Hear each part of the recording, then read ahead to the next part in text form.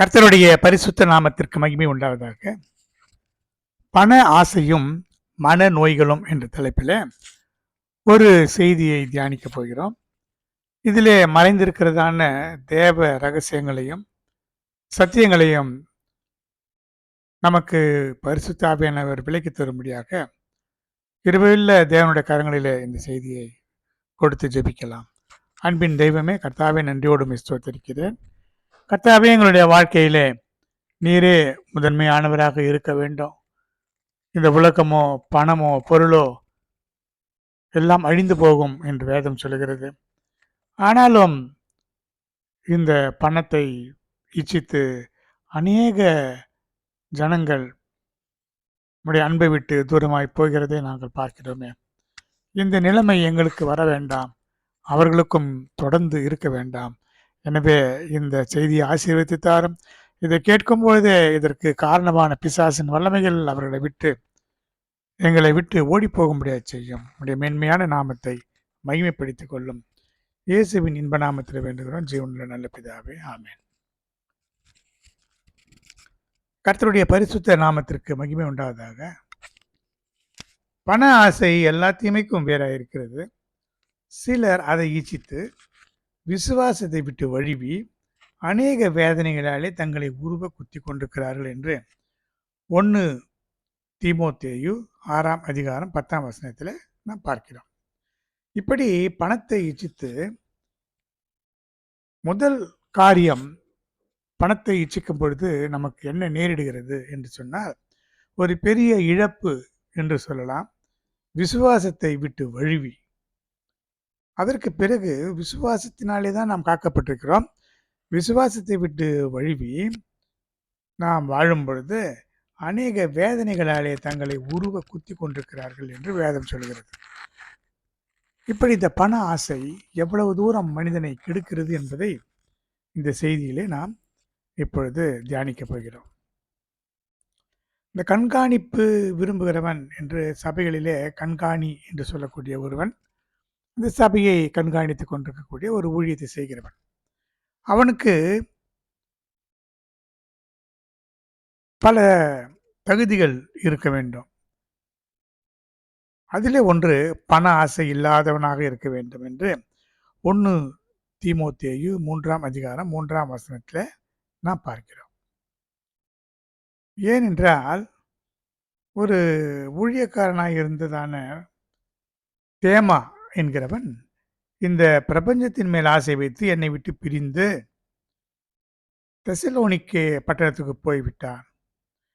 Crescens Galatia நாட்டிற்கும் தீத்து Dalmatia நாட்டிற்கும் போய்விட்டார்கள் என்று பரிசுத்த பவுல் 2 தீமோத்தேயு 4ஆம் அதிகாரம் 10ஆம் வசனத்தில்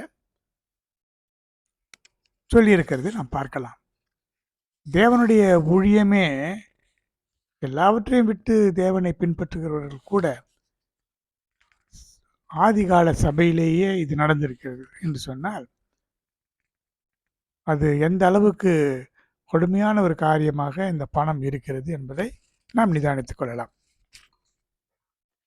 அடுத்து 1 யோவான் 2ஆம் அதிகாரம் 15ஆம் வசனத்தில் உலகத்திலும் உலகத்தில் உள்ளவைகளிலும் அன்பு கூறாதீர்கள். ஒருவன் உலகத்தில் அன்பு கூர்ந்தால் அவனுக்கு அவனிடத்தில் பிதாவின் அன்பு இல்லை. ஏனென்றால் மாம்சத்தின் இச்சை, கண்களின் இச்சை, ஜீவனத்தின் பெருமையாகிய இதெல்லாம் உலகத்தில் உள்ளவைகள் எல்லாம் பிதாவினாலே உண்டானவைகள் அல்ல, அவைகள் உலகத்தில் உண்டானவைகள் அல்லது உலகத்தினால் உண்டானவைகள். இந்த உலகத்தினால் அது எப்படி உண்டானது என்று சொன்னால், இந்த உலகத்தின் அதிபதி பிசாசானவன். உலகத்தை சிருஷ்டித்தவர் தேவனாக இருந்தாலும் முதல் மனிதர்கள் ஆதாம் ஏவாள் விழுந்து போன பிறகு அந்த கீழ்ப்படியாமையினாலே இந்த உலகம் பொல்லாங்கனின் கைக்குள்ளே வந்திருக்கிறது. அந்த பொல்லாங்கன் என்று சொல்லக்கூடியவன் அக்கிரமக்காரன். இந்த அக்கிரமக்காரனின் சுபாவம் என்ன தெரியுமா? இந்த அக்கிரமம் மனிதனுடைய உள்ளத்திலே வரும் பொழுது அன்பு தணிந்து போகும். கர்த்தர் இயேசு கிறிஸ்துவே சொல்லியிருக்கிறார், கடைசி காலத்தில் அக்கிரமத்தின் மிகுதியினாலே அன்பு தணிந்து போகும். இங்கே நாம் பார்க்கிறோம், பணத்தை விரும்புகிறவர்களிடத்தில் பிதாவினுடைய அன்பு இல்லை என்று. அப்படியானால் அடுத்ததாக பணம் நம்மிடத்தில் பெருகும் பொழுது, பண ஆசை அதிகமாகும் பொழுது அன்பு குறைந்து போகும். மனிதர்களிடத்திலாக இருந்தாலும் சரி, தேவனிடத்தில் தேவனிடத்திலாக இருந்தாலும் சரி, அன்பு தணிந்து போகும் என்பதை நாம் தெளிவாக புரிந்து கொள்ளலாம்.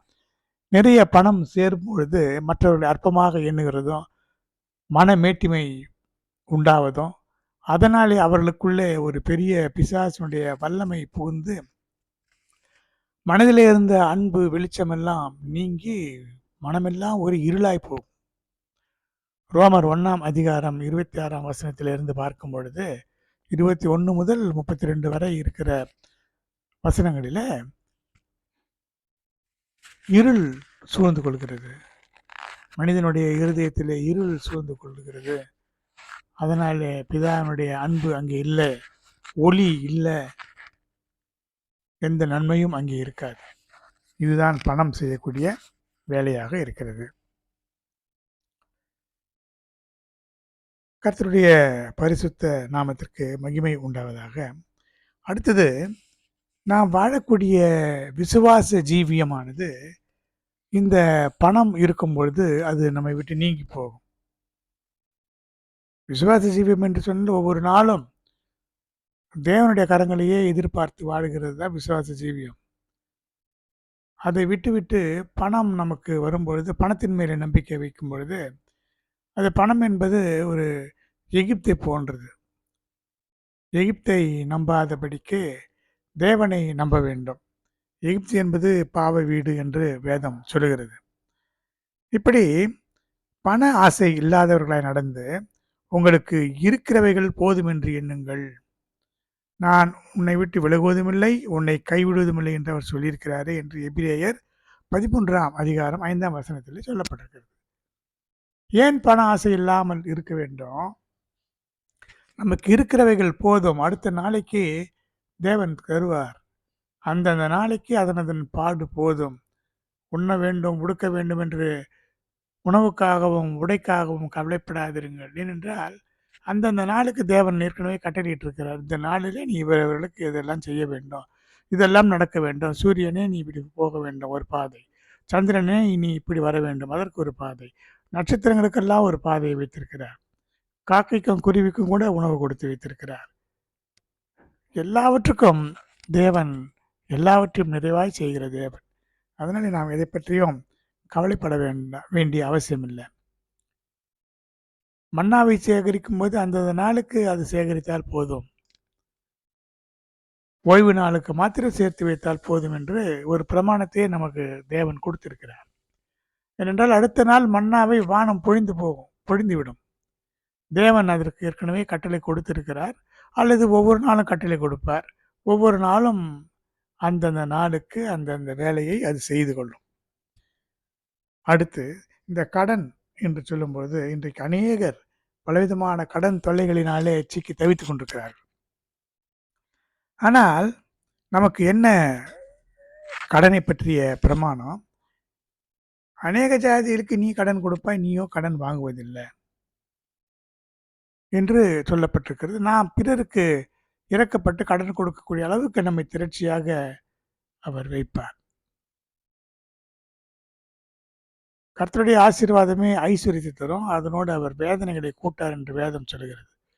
கர்த்தர் நம்மை ஆசீர்வதிக்க வேண்டும் என்று சொன்னால் அவர் நினைத்தால் நமக்கு நிறைவான ஆசீர்வாதத்தை தருவார். அதில்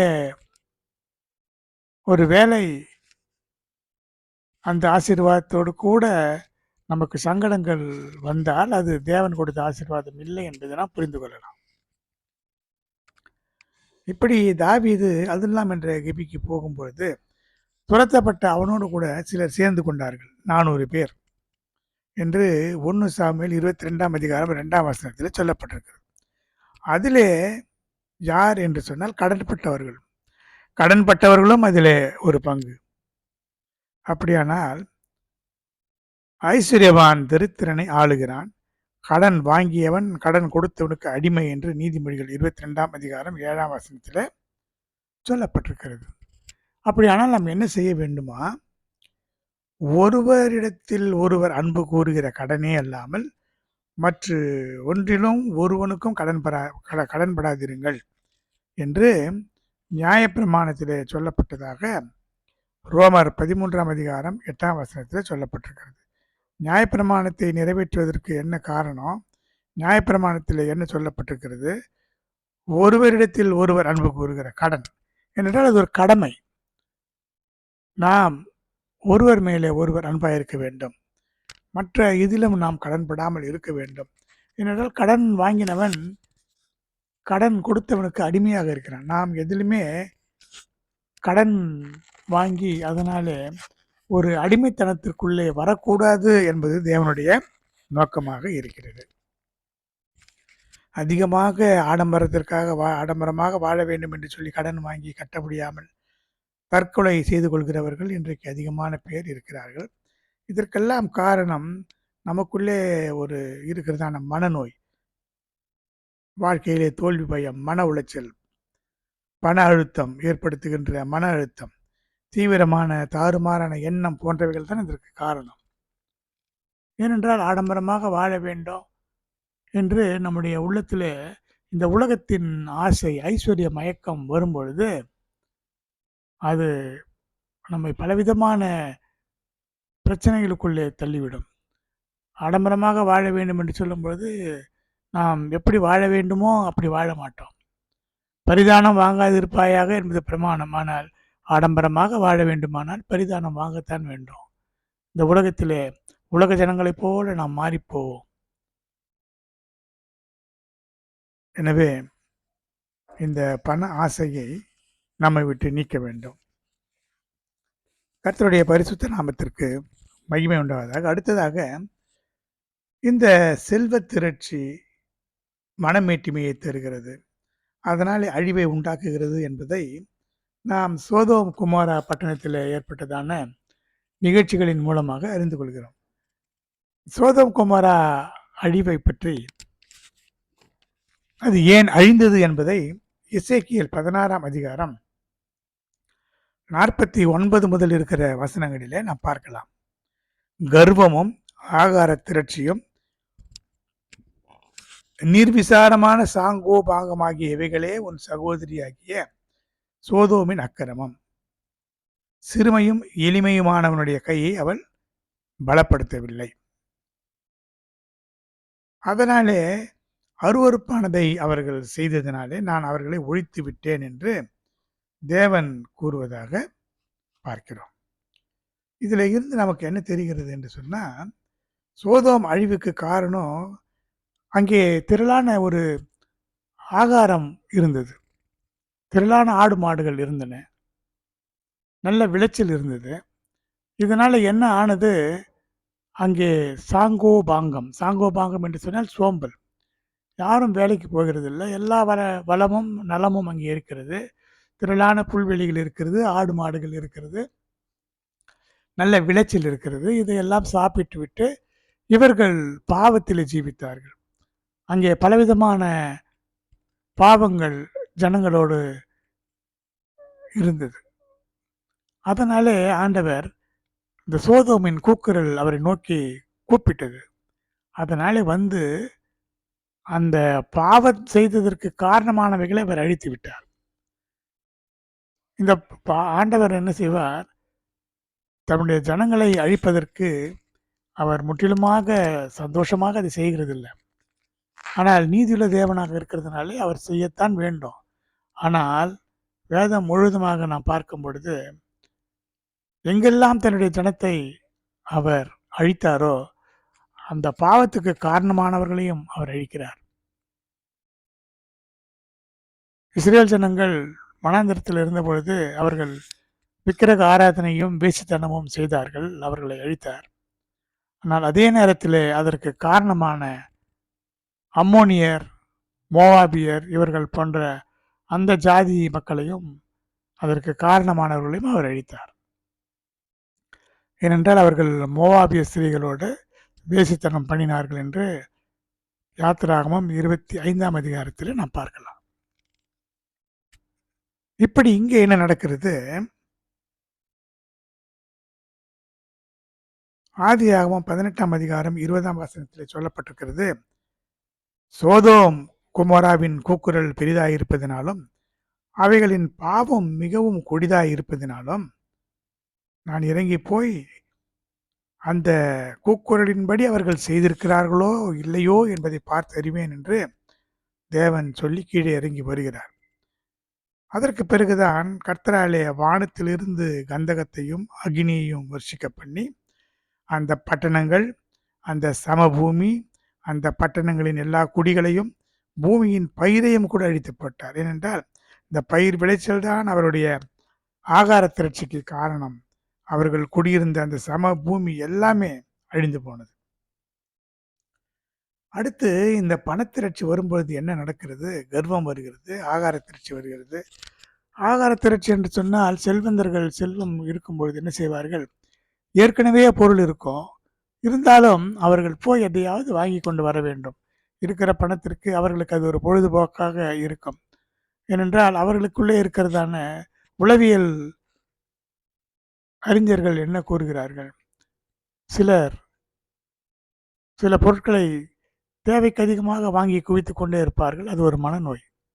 அவர்களுக்கு சில மன அழுத்தம் ஏற்படும். அந்த மன அழுத்தத்தை குறைப்பதற்காக ஏற்கனவே இருக்கிற பொருளை கூட மறுபடியும் வாங்கி கொண்டு வந்து விடுவார்கள், வீட்டிலே சேர்ப்பார்கள். அது கடன் வாங்கியாவது அது செய்வார்கள். இது ஒரு தீவிரமான ஒரு மன அழுத்த நோய். இப்படி இவர்கள் என்ன செய்தார்கள்? ஆகார திரட்சி என்று சொன்னால் ஏற்கனவே இருந்தாலும் கூட மறுபடியுமாக அதை உண்டாக்குவது, வாங்குவது, செய்வது, இப்படி செய்து இவர்கள் பலத்தார்கள். ஆனால் அதே நேரத்தில் அண்டை கிராமங்களிலே இருக்கிற ஜனங்களுக்கு உதவி செய்யவில்லை. சிறுமையும் எளிமையுமானவனுடைய கையை அவள் பலப்படுத்தவில்லை. சில நேரங்களிலே செல்வந்தர்கள் வீடுகளிலே தேவைக்கு அதிகமான ஆகாரம் இருக்கும். அதை சாப்பிட்டது போக மீதம் உள்ளதை இல்லாதவர்களுக்கு கொடுக்கவே மனது வராது. அதை பத்திரப்படுத்தி வைத்து பின்பு தானும் உண்ண மாட்டார்கள். கடைசியிலே அது கெட்டு போகும். அதை கீழே கொட்டுவார்கள். இது வன்கண்ணின் ஆவி என்று சொல்லலாம். இப்படிப்பட்ட நிலைமை உள்ளவர்கள். அதெல்லாம் இதற்கெல்லாம் அடிப்படையின் காரணம் பிசாசின் ஆவி அவர்களுக்குள்ளே கிரியை செய்கிறது தான். அடுத்து சோதோமின் பெயரை உன் வாயினாலே உச்சரிக்கவும் மாட்டாய் என்று சொல்லப்பட்டிருக்கிறது. இது என்ன சொல்லுகிறது என்று சொன்னால், இது எருசலேமை பற்றி சொல்லப்பட்ட காரியமாக இருக்கிறது. எருசலேமுக்கு பக்கத்தில் இருந்துதான் சோதோம். இவர்கள் அண்டை நாடுகள், சகோதரிகள் என்று சொன்னாலும் எருசலேமை தேவன் சுட்டி காட்டுகிறார் அதனுடைய குறையை. அண்டை நாட்டில் இருந்த சோதோமுடைய பெயரை கூட உச்சரிக்காமல்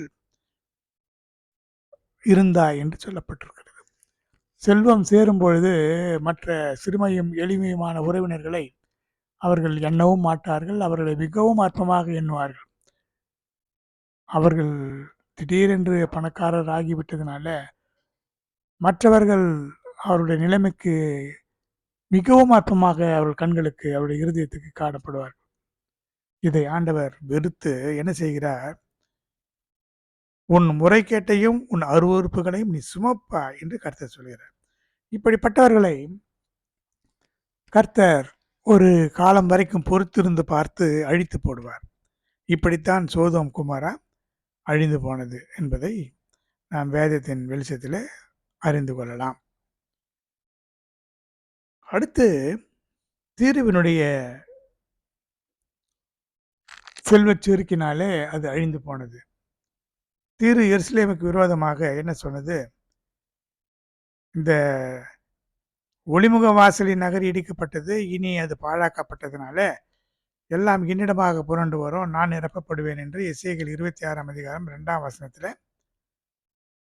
சொல்லப்பட்டதுனால இதை கர்த்தர் கேட்டு, தீருவே இதோ நான் உனக்கு விரோதமாக வருகிறேன், உன்னை நான் இடித்து போட்டு வெறும் பாறையாக்கி விடுவேன் என்று சொல்லியிருக்கிறார். இதற்கு காரணமானது யார் என்று சொன்னால், இந்த தீருவின் அதிபதியினுடைய இருதயத்தை வந்து நிரப்பின மனமேட்டிமையின் ஆவியாகிய பிசாசு தான் இதற்கு காரணம். அதனால் தீருவின் அதிபதியை நோக்கி சொல்லுகிறார், நான் தேவன், சமுத்திரத்தின் நடுவிலே தேவாசனத்திலே வீற்றிருக்கிறேன் என்று சொல்லி உன் இருதயத்தை தேவனின் இருதயத்தைப் போல ஆக்கினாலும் நீ மனுஷனே அல்லாமல் தேவன் அல்ல. நீ உன் புத்தியினாலே பொருள் சம்பாதித்து பொன்னையும் வெள்ளியையும் உன் பொக்கிஷ சாலையிலே சேர்த்து கொண்டாய். உன் பொருளை பெருக பண்ணினாய். உன் இருதயம் செல்வத்தினாலே மேட்டுமையாயிற்று. ஆனால் இதோ உனக்கு விரோதமாக மறு தேசத்தாரை வரப்பண்ணுவேன். அவர்கள் பட்டயங்களை உருவி உன் மினுக்கை குலைத்து போடுவார்கள் என்று சொல்லியிருக்கிறார். இப்படி செல்வ திரட்சி, பண ஆசை, பண மேட்டிமை, மன மேட்டிமையை உண்டாக்கிவிடும். இப்படிப்பட்டவர்கள் எத்தனையோ கோடிக்கணக்கான பணத்தை வைத்திருந்த செல்வந்தர்கள் ஒரே நாளிலே நடு வீதிக்கு வந்ததையெல்லாம் நாம் அறிந்திருக்கிறோம். ஆனால் இருக்கும்பொழுது பணத்திற்கு முக்கியத்துவம் கொடுத்து தேவனை மறந்து, தேவனுடைய பிள்ளைகளை மறந்து, மற்றவர்களை அலட்சியமாக எண்ணுகிறவர்கள் அதனுடைய பலனை அவர்கள் அடைந்து விடுவார்கள். இது நாம் சோதம் குமாரா, தீரு பட்டணம், இப்படி பல வேதத்தில் பல நிகழ்ச்சிகள் உண்டு. இப்படியே நேபுகாத்நேச்சார் கூட அவன் என்ன சொன்னான், இது நான் என் மகா ராஜ்யத்துக்காக கட்டின மகா பாபிலோன் அல்லவா என்று சொன்னான். அந்த வார்த்தை அவனுடைய வாயிலே இருக்கும் பொழுது அவன் விழுந்து போனான். அவன் மனுஷரிலிருந்து தள்ளப்பட்டு மாடு போல புல்லை தின்னக்கூடிய ஒரு நிலைமைக்கு போய்விட்டான். இது ஒரு தீவிரமான மன அழுத்தத்தினால் ஏற்படக்கூடிய ஒரு மனநோய். காலங்கள் முடிந்த பிறகு 7 ஆண்டுகள் கழிந்த பிறகு அவன் தன்னுடைய குற்றத்தை உணர்ந்த பிறகு அவன் அதிலிருந்து வெளியே வந்தான். இது ஒரு சுயநலமான ஒரு மனநோய், தீவிரமான ஒரு மனநோய் என்று இதை சொல்லுவார்கள். கர்த்தருடைய பரிசுத்த நாமத்திற்கு மகிமை உண்டாவதாக. அடுத்ததாக பார்க்கும் பொழுது எகிப்தின் ராஜாவாகிய பார்வோன் என்ன சொன்னா, நதி என்னுடையது, அதை நான் எனக்காக உண்டு பண்ணினேன் என்று சொன்னபடியாக உன் வாயிலே துருடுகளை மாட்டி உன் நதிகளின் மச்சங்களை செதில்களிலே ஒட்டி கொள்ளும்படி செய்து நதியின் நடுவிலிருந்து உன்னை தூக்கி விடுவேன். எகிப்து தேசம் பாழும் வனாந்தரமுமாகும். அப்பொழுது நான் கர்த்தர் என்று அறிந்து கொள்வார்கள். நதி என்னுடையது, நான் அதை உண்டாக்கினேன் என்று சொன்னானே என்று தேவன் சொன்னதை நாம் பார்க்கலாம். இதற்கு அடிப்படையான காரணம் என்ன என்று சொன்னால், இந்த மனமேட்டிமை எப்படி உண்டானது, இந்த பண ஆசை எப்படி உண்டானது, இந்த உலகத்தில் எப்படி பாவங்கள் பெருகினது என்பதெல்லாம் பார்க்கும் பொழுது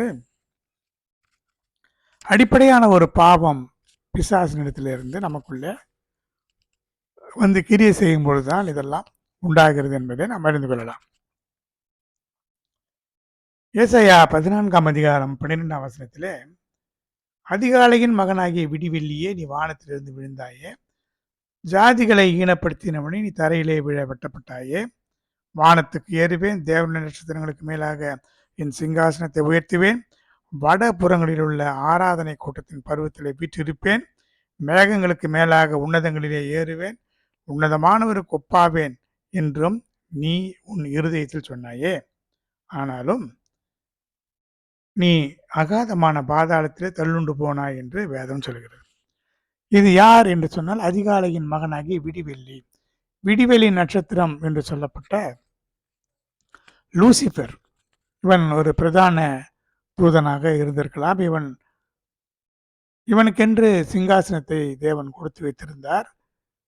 ஆனால் இவன் என்ன செய்தான், தன்னுடைய ஸ்தானத்தை விட்டு அலைந்து தேவன் மனிதனுக்காக வைத்திருக்கிறதான மேலான ஆசீர்வாதங்களை பார்க்கும்படியாக சியோன் பர்வதம், அதன் மேலே அந்த அஸ்திபாரத்தின் மேலே கட்டப்படுகிறதான எருசலேம், இதிலே மனிதனை கொண்டு வந்து சேர்க்கும்படியாக அவர் கிரியை செய்து கொண்டிருக்கிற அந்த காரியத்தை பார்த்து, நான் இதற்குள்ளே போக வேண்டும், நான் இங்கே தேவனுக்கு சமமாக உட்கார வேண்டும், இந்த சிங்காசனத்திலே நான் இருக்க வேண்டும், நான் தான் உயர்ந்தவன், நான் தான் பெரியவன், இங்கே இருக்கிற மனிதன் இதற்குள்ளே பிரவேசிக்க கூடாது என்று சொல்லி அவன் மனதிலே நினைத்தான்.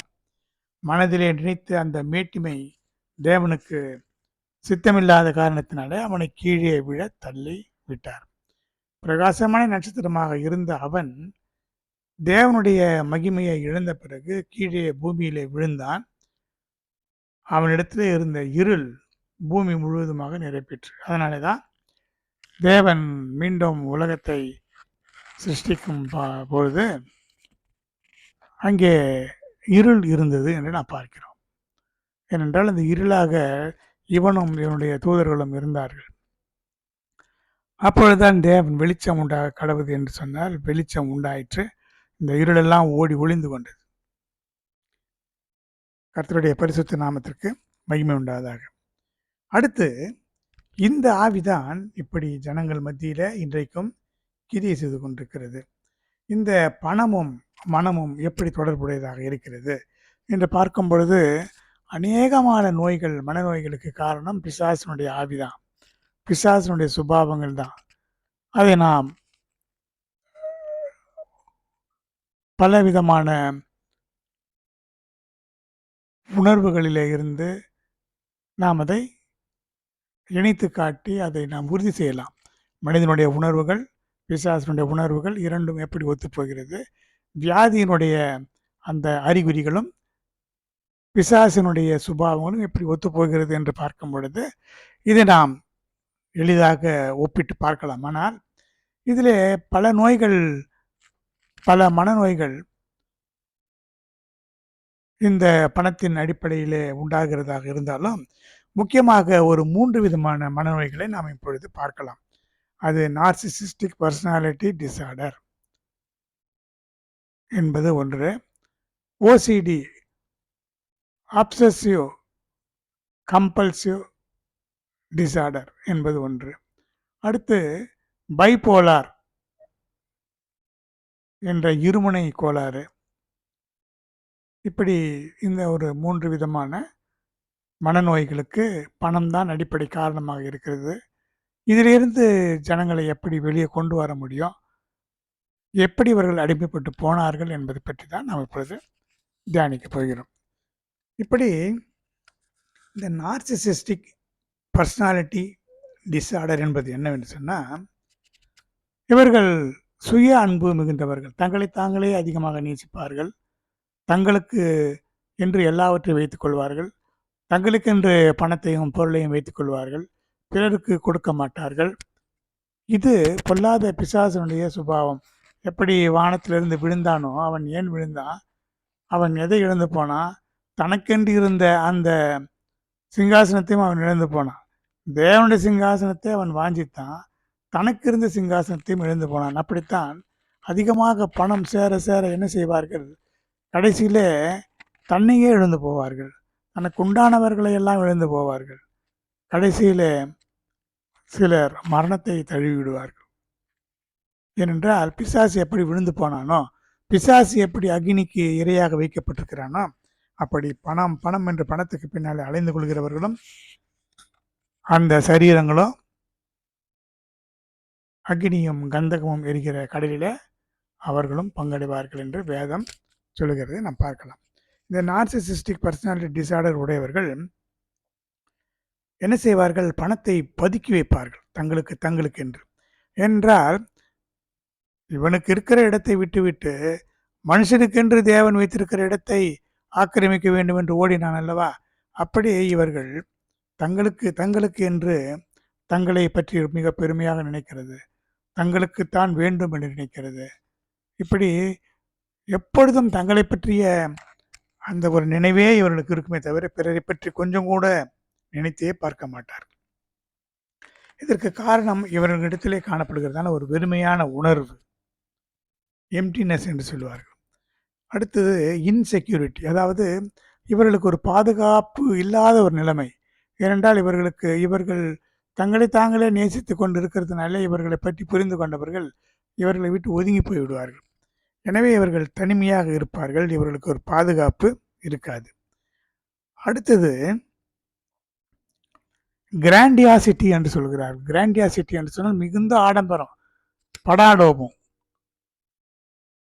இவர்கள் எப்பொழுதுமே அப்படிப்பட்ட ஒரு சூழ்நிலையிலேயே இருக்கவே விரும்புவார்கள். அதனாலே அதற்கு தேவையான பணத்தை இவர்கள் பதுக்கி வைப்பார்கள். இந்த பணத்தை இவர்கள் என்ன செய்வார்களாம், பணத்தினாலே பிறரை கட்டுப்படுத்தவும், ஆதிக்கம் செய்யவும் பணத்தை பத்திரப்படுத்திக் கொள்வார்கள். ஏனென்றால் இவர்கள் எப்பொழுதுமே மற்றவர்களை அடக்கி ஆள வேண்டும், ஆதிக்கம் செய்ய வேண்டும் என்று எப்படி பிசாசு இந்த சுபாவத்தை உடையவனாக இருக்கிறானோ அப்படி இவர்களும் இருப்பார்கள். இந்த பணம் சமூக அந்தஸ்தை பெற இவர்களுக்கு ஒரு காரணியாக பயன்படுகிறது. அதே நேரத்தில் உள்ளுக்குள்ளே இவர்கள் மிகுந்த கருமைத்தனம் உடையவர்களாக, பிசினித்தனத்தின் ஆவியை உடையவர்களாக இருப்பார். ஏனென்றால் இவர்களுக்கு பணம் வேண்டும், மற்றவர்களை அடக்கி ஆளவும், மற்ற இவருடைய சுய தேவையை பூர்த்தி செய்து கொள்ளவும் இவர்களுக்கு பணம் முக்கியம். ஆனால் கருமித்தனமாக இருந்தாலும் மற்றவர்களிடத்திலே தங்களை மிக பெரிதாக காட்டிக்கொள்ள வேண்டும் என்பதற்காக சில சூழ்நிலைகளிலே அவர்கள் என்ன செய்வார்கள், அதிகமாக பணம் செலவு செய்கிறதை போல அவர்கள் தங்களை காட்டிக்கொள்வார்கள். மற்றவர்களுக்கு உதவி செய்வது போலவும், மற்றவர்களுக்காக அதிகமாக செலவு செய்வதைப் போலவும் சில சூழ்நிலைகளுக்கு அவர்கள் தள்ளப்படும் போது செலவு செய்வார்கள். ஆனால் அவருடைய விருப்பம் தனக்காக செலவு செய்ய வேண்டும், ஆதிக்கம் எழுந்து போகக்கூடாது என்பதற்காகத்தான் அப்படி செய்வார்கள். அடுத்து இவர்கள் தற்பெருமையை காட்டிக்கொள்வதற்காக பணத்தை சேகரித்து வைக்கிறவர்களாக இருப்பார்கள். இவர்களிடத்தில் கருணை என்பதே கிடையாது. மற்றவர்களுக்கு செய்ய வேண்டும் என்ற ஒரு உணர்வே இருக்காது. தன்னை உயர்த்தி காட்ட வேண்டும், பிறரை சார்ந்து வாழாமல் இருக்க வேண்டும், அவருடைய விருப்பத்தை நிறைவேற்ற வேண்டும், பொருள் வாங்கி குவித்து தங்களுடைய பண மேட்டிமையை அவர்கள் காத்து கொள்ள வேண்டும், மற்றவர்களுக்கு காட்ட வேண்டும் என்பதும் இவருடைய பண்புகளாக இருக்கிறது. அடுத்து எவ்வளவு பணம் வைத்திருக்கிறார்கள் என்பதை பற்றி மற்றவர்களுக்கு சொல்ல மாட்டார்கள். தங்களை பற்றிய ரகசியங்களை பத்திரமாக பாதுகாத்து கொள்ள வேண்டியவர்களாக இருப்பார்கள். அதே போல சந்தேகப்படுவார்கள்.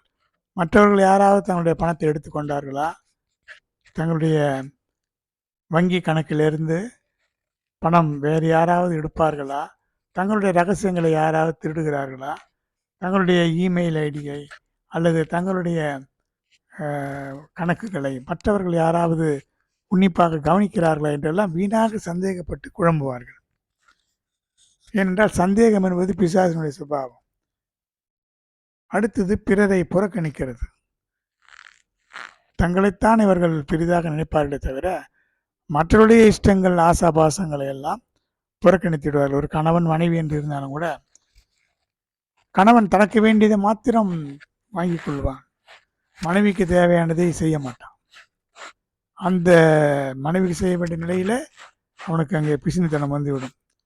தனக்கென்று லட்சக்கணக்கில் செலவு செய்யக்கூடியவன் மனைவிக்கென்று ஒரு 1000 2000 கூட செலவு பண்ண தயங்குவான். இதெல்லாம் இந்த நார்சிசிஸ்டிக் பர்சனாலிட்டி டிசார்டர் உடையவர்களை அடையாளம் காணக்கூடிய ஒரு பொருளாக இருக்கிறது. அதே போல் பணம் தன்னுடைய தேவைக்காக மாத்திரமே என்று நினைக்கிற பெண்கள் கணவன் வீட்டாரை புறக்கணித்து விடுவார்கள். கணவன் வீட்டார் வந்தால் கணவன் பணத்தை எல்லாம் அள்ளி கொடுத்து விடுவாரோ என்று நினைத்து அவர்களை முழுவதுமாக வெறுத்து ஒதுக்கி விடுவார்கள். அதே போல் கணவன் இந்த நார்சிசிஸ்டிக் பர்சனாலிட்டி டிசார்டர் உடையவனாக இருந்தால் மனைவியின் வீட்டாரை அறவே ஏதாவது ஒரு காரணத்தை சொல்லி அவர்களை துரத்தி விடுவான், சண்டை போட்டு அவர்களை விரோதித்து விட்டு விடுவான். கணக்கு கேட்பார்கள், இவ்வளவு லட்சமாக சம்பாதித்து கொடுத்தேன், என்ன செய்தாய், கணக்கு காட்டி, யாருக்கு கொடுத்தாய், உன் பெற்றோருக்கு கொடுத்தாயா என்றெல்லாம் கணவன் மனைவியையும் மனைவி கணவனையும் கேட்கக்கூடியவர்களாக இருப்பார்கள். இதற்கெல்லாம் அடிப்படை காரணம் பிசாசின் பொல்லாத ஆவியாக இருக்கிறது.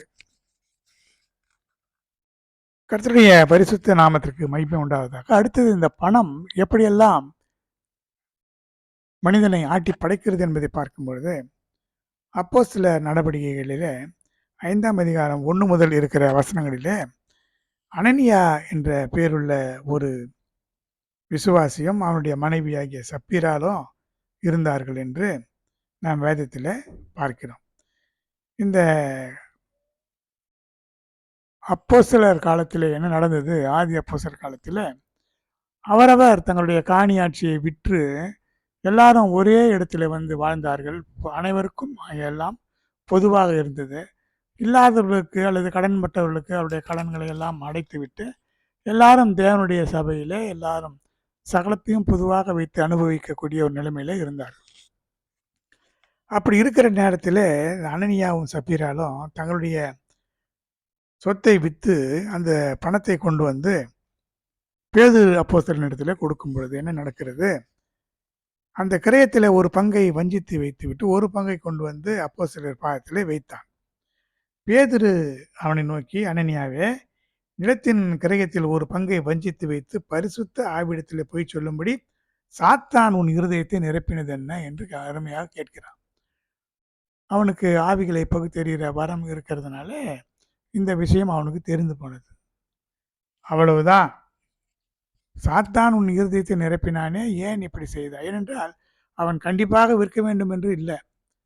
அப்படி விற்றாலும் கூட இவ்வளவு பணத்தை அதை மொத்தமாக கொண்டு வந்து கொடுத்திருக்க வேண்டும். ஆனால் அவனுக்கு அவிசுவாசம். நமக்கு ஏதாவது வேண்டுமானால் நம்ம எங்கே போவது என்று பிசாசு அவனுடைய இருதயத்தை நிரப்பினதுனால ஒரு பங்கை எடுத்து வஞ்சித்து வைத்து விட்டான். இதுதான் நார்சிசிஸ்டிக் பர்சனாலிட்டி டிஸார்டரில் மற்றவர்களுக்கு கொடுக்கறதை காட்டிலும் நமக்கு கொஞ்சம் வேண்டும். வெறும் நார்சிசிஸ்டிக்காக மட்டும் இருந்தால் ஒரு பைசா கூட கொடுத்துருக்க மாட்டான். இவன் ஒரு விசுவாசியாக இருக்கிறதுனால உலகம் பாதியும் தெய்வம் பாதியும் அவனுடைய இருதயத்தில் இருந்தது. அதனால தான் 2 எஜமானுக்கு ஊழியம் செய்யக்கூடாது என்று கர்த்தராகிய இயேசு கிறிஸ்து சொன்னார். இப்படி நீ தேவனிடத்தில் பொய் சொன்னாயே என்று சொன்ன உடனே அந்த வார்த்தையை கேட்டதும் அவன் விழுந்து ஜீவனை விட்டான். அவனை அடக்கம் பண்ணினார்கள்.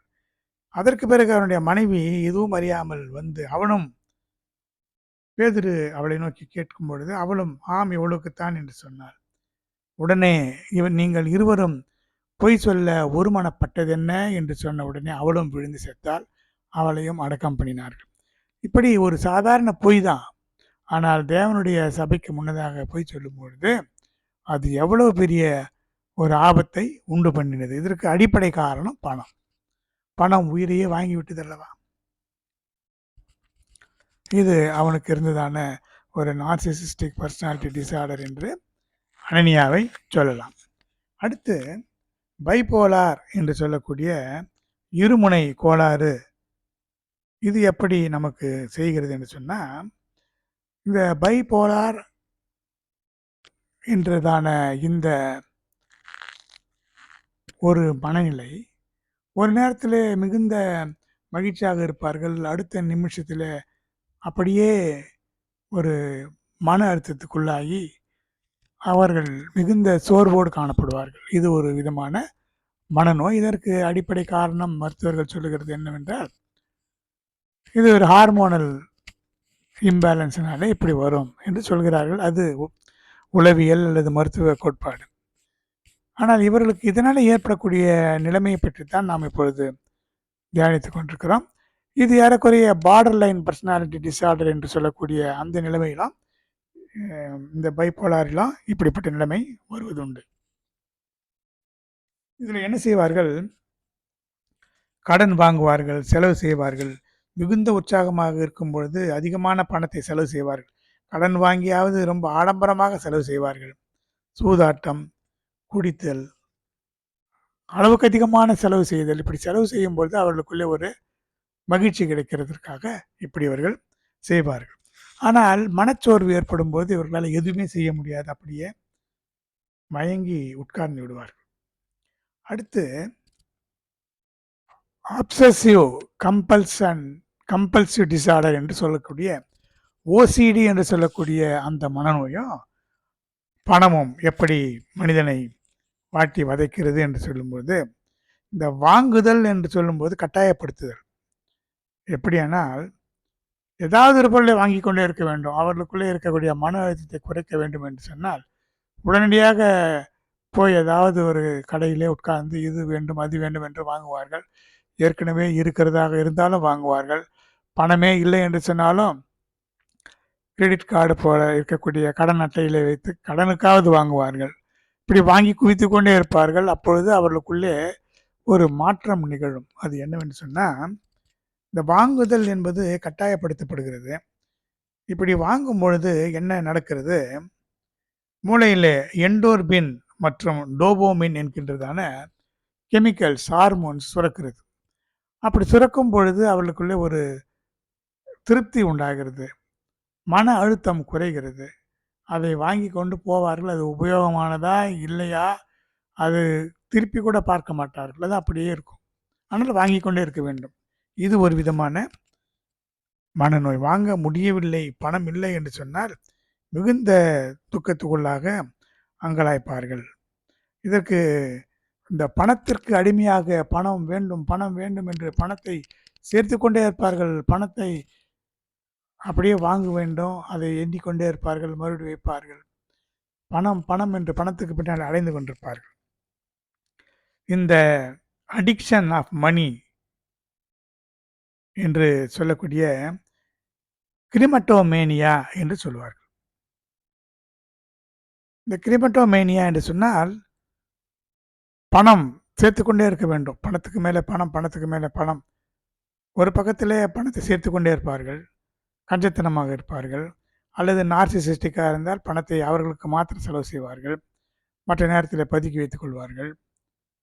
இன்னொரு விஷயத்தில் அவர்களுக்கு மன உளைச்சல் ஏற்படும் போது மாத்திரம் பணத்தை பயன்படுத்துவார்கள். இது ஒரு வகையான மனநோய்.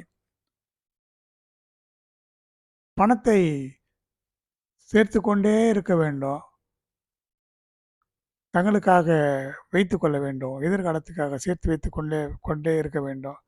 ஆனால் மற்றவர்களுக்கு கொடுக்கவே கூடாது என்று பலவிதமான மனநிலையை இதில் நாம் பார்க்கலாம். அடுத்து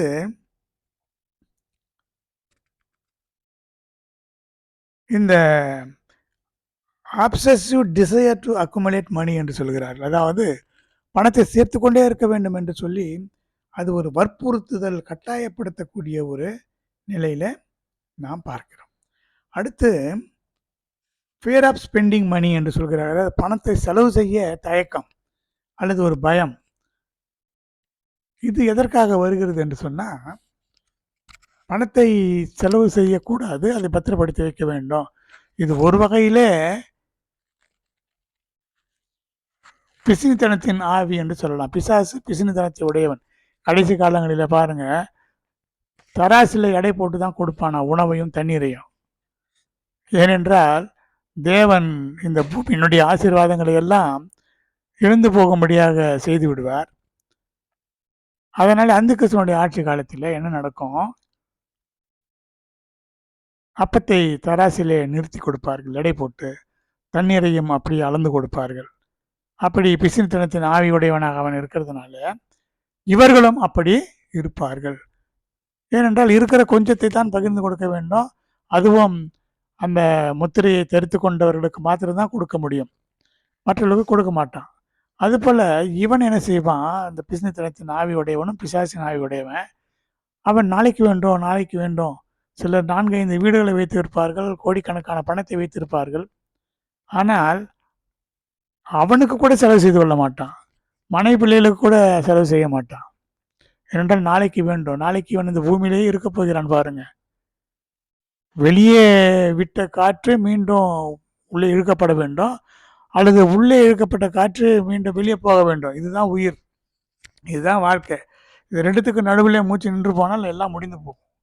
ஆனால் இதை உணரவே மாட்டார்கள். ஏனென்றால் பிசாசு அவருடைய இருதயத்தை இருளினாலே நிரப்பி இருக்கிறான், மனக்கண்களை குருடாக்கி இருக்கிறான். இது மிகுந்த பரிதாபகரமான ஒரு நிலைமை.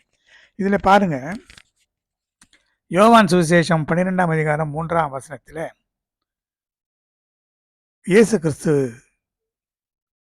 கர்த்தராகிய இயேசு கிறிஸ்து அங்கே வருகிறார்.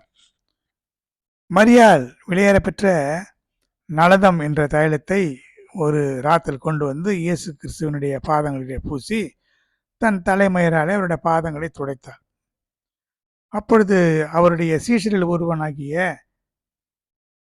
அவரை காட்டி கொடுக்க போகிறவனாக இருக்கிறதான சீமோன் குமாரனாகிய யூதாஸ் காரியத்து இந்த தைலத்தை 300 பணத்துக்கு விற்று தரித்திரத்துக்கு கொடாமல் போனது என்ன என்று சொல்கிறான். இது எவ்வளோ பெரிய செய்தி, இது எவ்வளோ பெரிய விசேஷம். அவர் சொல்கிறார், தரித்திரர் எப்போதும் உங்களிடத்தில் இருக்கிறார்கள், அவளை தடை பண்ண வேண்டாம். நான் இதோ அடக்கம் பண்ண போகிறேன். அடக்கம் பண்ணப்படுவதற்கு முன்பு என்னுடைய சரீரத்திலே இந்த நலத தைலத்தை பூசுகிறாள் என்று அவர் சொல்கிறார். ஆனால் அவன் சொல்கிறான், அவன் ஏன் அப்படி சொல்கிறான் தெரியுமா? தரித்திரத்தை குறித்து அவனுக்கு கவலை இல்லை. அவன் தனக்கு மட்டும்தான் பணம் வேண்டும். ஏனென்றால் அவன் திருடனானபடினாலும் பணப்பையை வைத்து கொண்டு அதிலே போடப்படுகிறதை சுமக்கிறவனாக இருக்கிறதுனாலும் அப்படி சொல்கிறான். 300 பணத்தை இவனிடத்தில் தான் கொடுப்பார்கள். ஏனென்றால் இவன் தான் அந்த 12 சீஷர்களுக்கு காரியதரிசி, பணப்பையை வைத்துக் கொள்ளக்கூடிய ஒரு பொறுப்பில் இருக்கிறவன். அதனால இவனிடத்துல வந்துவிடும். இவன் அந்த பணத்தை சுமந்து கொண்டு பத்திரமாக அதை பார்த்து கொண்டு சந்தோஷப்படக்கூடிய ஒரு ஆவியை உடையவன் அவன். எனவே அவன் அப்படி சொல்லுகிறான். இதே யூதாஸ் காரியத்து பணத்துக்காக என்ன செய்தான் பாருங்க. நான் இயேசுவை உங்களுக்கு காட்டி கொடுக்கிறேன், நீங்கள் எனக்கு என்ன கொடுக்கிறீர்கள் என்றார். அவர்கள் அவனுக்கு 30 வெள்ளிக்காசை கொடுக்க உடன்பட்டார்கள். அது முதல் அவரை காட்டி கொடுக்க சமயம் பார்த்து கொண்டிருந்தான். இப்படி காட்டி கொடுக்கப்பட்டு மரண ஆக்கினை அடைந்தது அவனுக்கு மனதை வாதித்தது. இதற்கு பெயர் ரிமோர்ஸ் என்று சொல்வார்கள். என்றால் மனம் வாதிக்கப்பட்டது, மனம் உடைந்து போனா, மனம் அவனை வாதித்து குற்றப்படுத்தினது. என்ன சொன்னது மனம்? குற்றமில்லாத இரத்தத்தை காட்டி கொடுத்தேனே என்று சொல்லி அதற்கு காரணமான பணத்தை வெறுத்தான், தூக்கி எறிந்தான். பணம் பணம் என்று அங்கலாய்ப்பவர்கள் இந்த பணத்தினாலே பயனில்லாத நிலையில ஒரு பெரிய இழப்பை அடையும் போது ஒருவேளை திருந்தலாம், திருந்தாமல் இன்னும் தீவிரம் அடையும் நிலையும் வரலாம். இவன் என்ன செய்தான்? இந்த பணத்துக்காகத்தானே அவன் ஒருவேளை நினைத்திருக்க மாட்டான், ஏதாவது இவரை ஒரு பனிஷ்மெண்ட் கொடுத்து அனுப்பிவிடுவார்கள், தண்டனை கொடுத்து அனுப்பிவிடுவார்கள் என்று நினைத்தானே தவிர மரணத்தின் அடிப்படை, மரணத்திற்கு ஏதுவான ஒரு தண்டனை கிடைக்கும் என்று ஒருவேளை அவன் நினைத்திருக்க மாட்டான். ஏனென்றால் அவனுக்குள்ளும் ஒரு விசுவாசம் இருந்திருக்கும். ஏனென்றால் அவரோடு கூட அவன் இந்த 3.5 வருடங்கள் இருந்தான், அவரோடு கூட உண்டான், உறங்கினான், எல்லாம் செய்தான். அவனுக்கும் மனம் பாதித்தது. ஆனால் அவனுக்கு இதற்கு காரணம் என்னவென்று சொன்னால், அந்த ராபோஜன விருந்துக்கு பிறகு அவன் துணிக்கையை வாங்கி அப்பத்தை வாங்கி வாயிலை போட்டு கொண்டதற்கு பிறகு பிசாசு அவனுக்குள்ளே புகுந்தான் என்று வேதம் சொல்கிறது. இந்த பிசாசு அவனுக்குள்ளே புகுந்து கடைசியில் இந்த பிசாசு அவனை என்ன செய்தது? அவனுடைய மனதை உடைத்து அவன் நான்று கொண்டு சாகும்படியாக செய்துவிட்டது.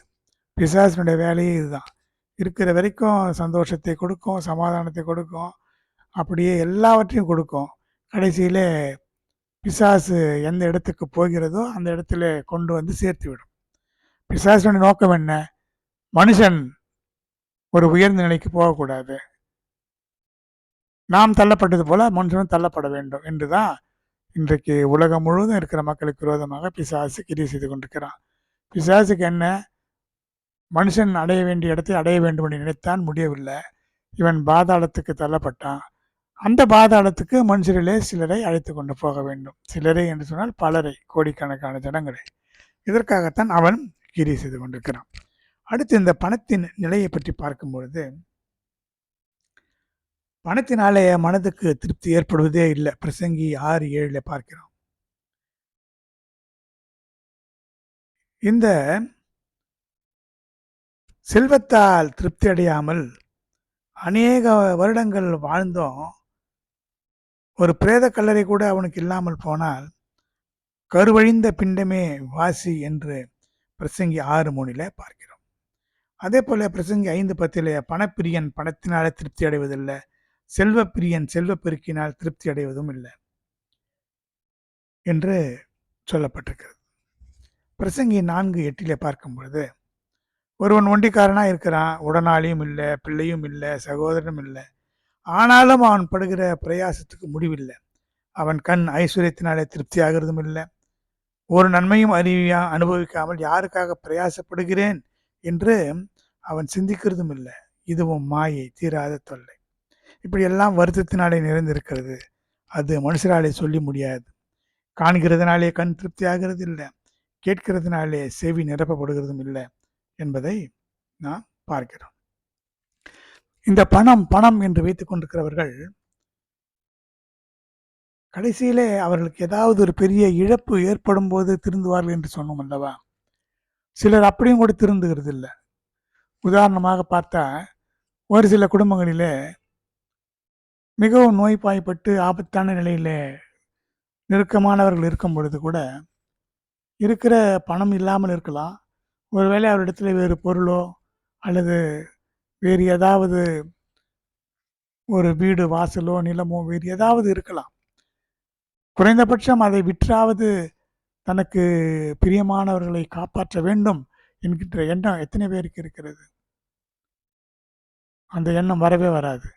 சரி, போகிறவன் போகட்டும் அல்லது சாகிறவள் சாகட்டும், நாம் இந்த செல்வத்தை வைத்துக் கொள்ளலாம், இதை விற்று ஏன் இவளுக்கு செய்ய வேண்டும், இதை விற்று ஏன் இவனை காப்பாற்ற வேண்டும் என்று நினைத்து அப்படியே சாக விடுவார்கள். சில நோய்களிலே பார்த்தால் நாள் கணக்கிலே கோமா ஸ்டேஜில் போயிடுவார்கள். அவர்களுக்கு உண்ண உணவு கூட கிடைக்காது. இந்த பணத்தை வைத்துக்கொண்டு என்ன செய்யலாம்? அந்த பொருளை வைத்துக்கொண்டு, அந்த சொத்தை வைத்துக்கொண்டு என்ன செய்ய முடியும்? தனக்கு அருமையானவர்களை காட்டிலும் இன்றைக்கு பணம் பெரிதாய் போய்விட்டது. அது இயேசுவை காட்டி கொடுத்த அந்த 30 வெள்ளிக்காசு எப்படி இரத்த நிலம் என்று சொல்லப்பட்டதோ, அப்படி இந்த பணமும் கூட இரத்த பணம். ஏனென்றால் இதில் இரத்த பழி இருக்கிறது. கிறிஸ்து இயேசுவை காட்டி கொடுத்து அந்த பணத்தை கொண்டு என்ன செய்தார்களாம்? குயவனுடைய நிலத்தை வாங்கினார்கள் என்று வேதத்தில் பார்க்கிறோம். இது நமக்கு ஏற்கனவே தீர்க்க தரிசன புத்தகத்தில் சொல்லப்பட்டிருக்கிறது. குயவனுடைய நிலத்தை 30 வெள்ளி காசு கொடுத்து வாங்கினேன் என்று சொல்லி. இதை புதிய ஏற்பாட்டு காலத்தில் ஒரு நிலத்தை வாங்கி அந்நியர்கள், அதாவது யூதர்கள் இல்லாத அந்நியர்கள் செத்து போனால் அந்த நிலத்திலே அடக்கம் பண்ணுவதற்காக அந்த நிலத்தை வாங்கினார்களாம். இப்படி அது இரத்த நிலம் என்று அழைக்கப்படுகிறது. ஏனென்றால் இரத்தப்பழி அந்த நிலத்தில் இருக்கிறது. அதில் யூதர்கள் பங்கடையாமல் மற்றவர்கள் அந்த ஊரிலே வந்து இருக்கிற அந்நியர்களை அங்கே அடக்கம் பண்ணுவார்களாம். அதுபோல இப்படிப்பட்ட ஜனங்களை என்ன சொல்வது? இது இரத்த பணம், இரத்தப்பழி உள்ளதானது. ஆகானின் நிலைமையை நாம் பார்க்கிறோம். தேவன் சாபத்தீடானது என்று சொன்ன காரியத்தை அவன் விரும்பி போய் வாங்கி கொண்டான். அது என்ன நடந்தது? கடைசியில் அவனை கல்லெறிந்து கொன்று போட்டார்கள். அந்த குவியல் இருக்கிறது என்று நாம் பார்க்கிறோம். இப்படி அநேக குடும்பங்களில் சாபங்கள் இருக்க காரணம் இந்த பொருளாசை, பண ஆசை, மற்றவர்களை ஏமாற்றி பறித்து கொண்ட சொத்துக்கள், பொருட்கள், பணம், நகை, இதெல்லாம் ஒரு நாளைக்கு அவர்களுக்கு எதிராக வந்து நிற்கும். கர்த்தருடைய பரிசுத்த நாமத்திற்கு மகிமை உண்டாவதாக. நாம் அப்படி யாருக்கும் துரோகம் செய்யறதில்லை. ஏனென்றால் நாம் தேவனுடைய பிள்ளைகள், தேவனுக்கு பயந்து நடக்கிறவர்கள், நீதிமான்கள். ஆனால் நாம் இப்பொழுது ஜெபிக்கப் போகிறது, அப்படி செய்தவர்கள் யாராவது இந்த செய்தியை கேட்டால் அவர்களுக்குள்ளே பரிசுத்த ஆவியானவர் இறங்கி கிரியை செய்ய வேண்டும். அவர்கள் மனம் திரும்ப வேண்டும். அவர்கள் இந்த சாபத்திலிருந்து வெளியே போக வேண்டும். அவர்கள் எப்படியாவது கர்த்தருடைய வருகையிலே காணப்பட வேண்டும். அப்படி ஆவியானவர் இறங்கி கிரியை செய்யும்படியாய் இந்த செய்தியை தேவனுடைய கிருபையுள்ள கரங்களிலே கொடுத்து ஜெபிக்கலாம். அன்பின் தெய்வமே, பணம் என்ன செய்கிறது என்பதை, அது ஒரு மனநோயாக இருக்கிறது, பிசாசின் ஆவியாக இருக்கிறது என்று நாங்கள் தியானித்தோம். ஆண்டவரே, இதோ தேவனுக்கு முன்பாக நாங்கள் மாசில்லாதவர்களும் குற்றமில்லாதவர்களுமாக இருக்க எங்களுக்கு நீர் கிருபை கொடுத்திருக்கிறீர். ஆனாலும் இப்படிப்பட்டவர்கள், இந்த செய்தியை கேட்கிறவர்கள் மனம் திரும்பும்படியாக ஒரு தெய்வ பயத்தை அவர்களுக்குள்ளே கட்டளையிடும். அவர்கள் பிசாசின் பிடியிலிருந்து விடுபட்டு எப்படியாவது நம்முடைய வருகையில் காணப்பட, அக்னியும் கந்தகமும் எரிகிற அக்னியிலே கடலிலே தள்ளப்படாதபடிக்கு பிசாசின் கரங்களில் இருந்தவர்களை விடுவித்துக் கொள்ளும். ஆண்டவரே, பிடித்திழுத்துக் கொள்வீராக. அப்படியே செய்யும். உடைய மென்மையான நாமத்தை மையப்படுத்திக் கொள்ளும். இயேசுவின் இன்ப நாமத்தில் வேண்டுகிறோம் ஜீவனில் நல்ல பிதாவே, ஆமென். ஸ்தோத்திரம், ஸ்தோத்திரம், ஸ்தோத்திரம். என் ஆத்மாவே கர்த்தரை ஸ்தோத்திரி, முழு வல்லமே பரிசுத்த நாமத்தை ஸ்தோத்திரி. என் ஆத்மாவே கர்த்தரை ஸ்தோத்திரி. கர்த்தர் செய்த சகல உபகாரங்களை மறவாதே. ஆமேன். ஸ்தோத்திரம், ஸ்தோத்திரம், ஸ்தோத்திரம், ஸ்தோத்திரம், ஸ்தோத்திரம், ஸ்தோத்திரம், ஸ்தோத்திரம்.